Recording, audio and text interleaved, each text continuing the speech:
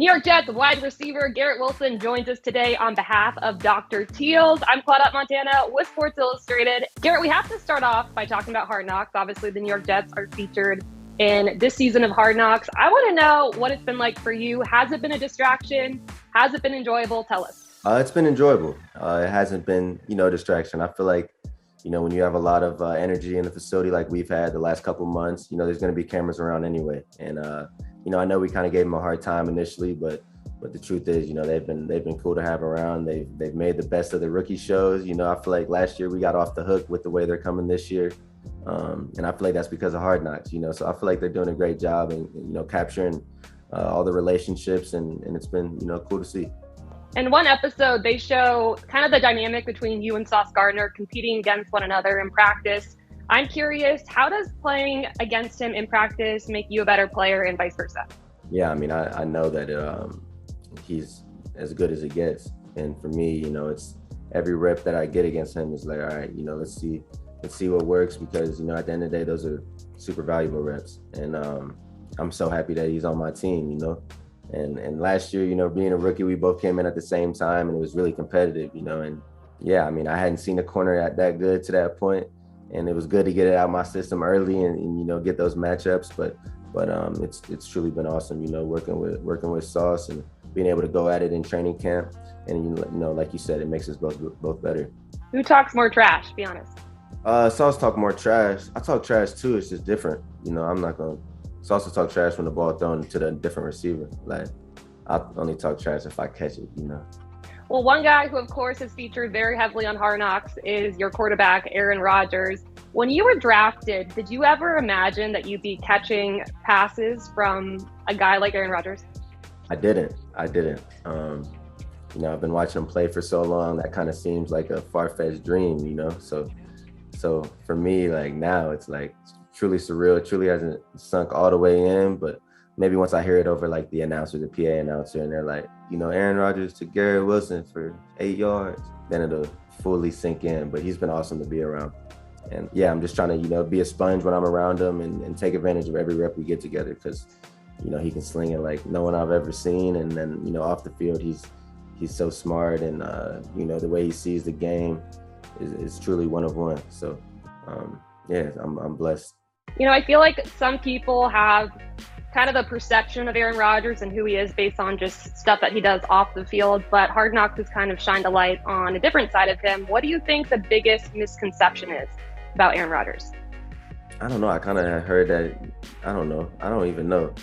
I don't know. He's great. Like, I heard a lot of things. I heard that, he's not going to talk to you, saying that about the young receiver.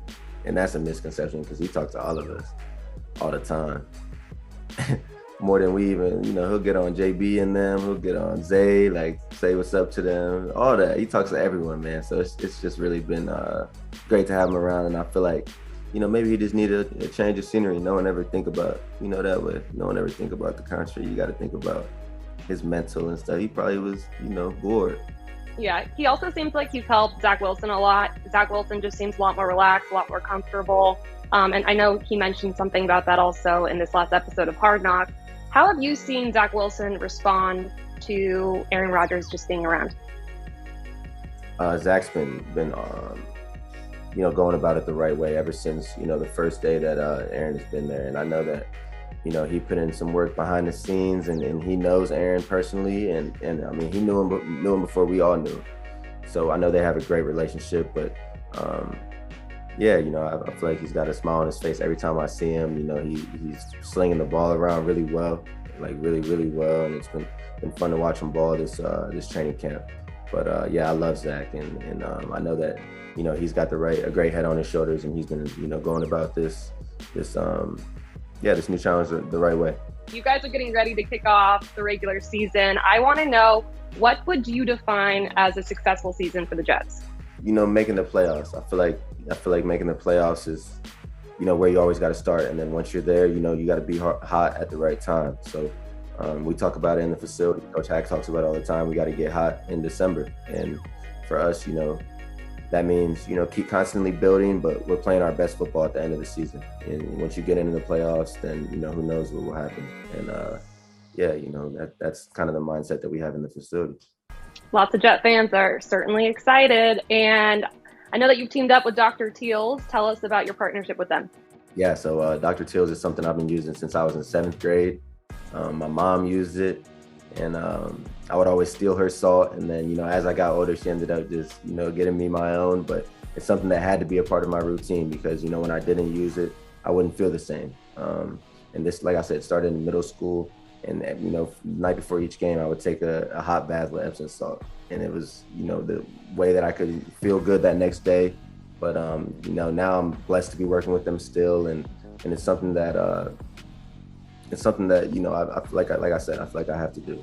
So I'm truly, excited to be working with Dr. Teals. And I try and, tell everyone that I can that Dr. Teals is something they need to add to their routine to maximize themselves, get that full recovery.